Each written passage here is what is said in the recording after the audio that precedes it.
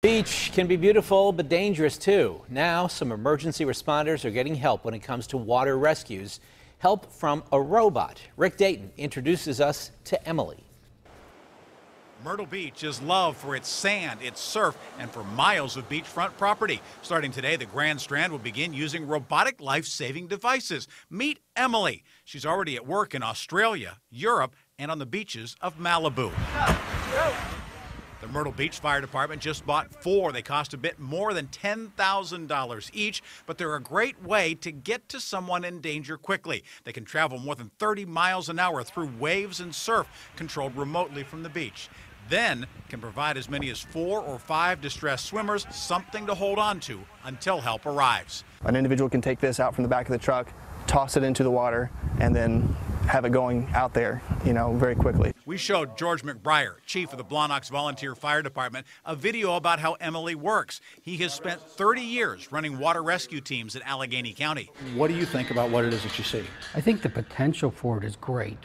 Given the proper scenario, it would be a great tool, and we try to recognize everything we use as an additional tool in the box. In western Pennsylvania, those teams rely on a lot of tools. We have portable side scan sonars, we have underwater cameras, we have just a multitude of tools, and that's all they are. And they're only there to help our personnel and save them.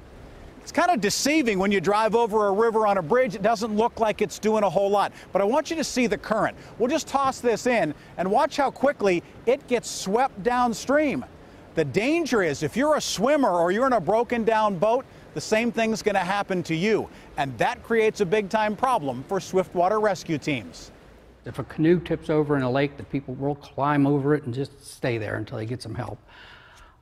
You can't do that in a river because it's moving water, and sooner or later you're going to end up in trouble. The locks and dams on the Allegheny, Mon, and Ohio rivers present a whole new set of challenges, as we have seen many times in the past. While a device like Emily's seems like it could help, Chief McBriar says around here there will always be people involved. I wouldn't feel comfortable sending out a drone or anything else without backup personnel on equipment prepared to go out and execute a rescue. There are other tools at use by water rescue teams.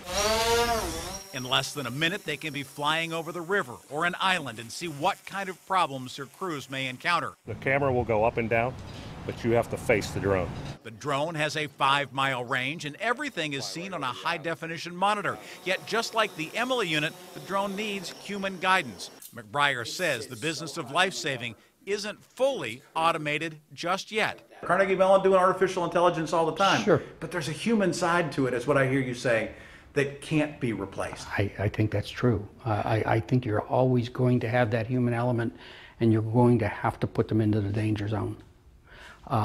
Can we lessen that danger? Absolutely. And I think the drones, all of those things are a great start, and they're helping us get there. So just like a carpenter uses a hammer or a gardener grabs a rake, water rescue teams have to decide how to best use technology at their disposal today. As the water rescue services have advanced, we've acquired a whole bunch more tools. And it's just knowing what you have and what you're capable of doing with them. Rick Dayton, KDKA TV News. There are also Emily units in use by other departments closer to Pittsburgh, including a suburb of Richmond, Virginia, and on Fire Island, New York, just off Long Island.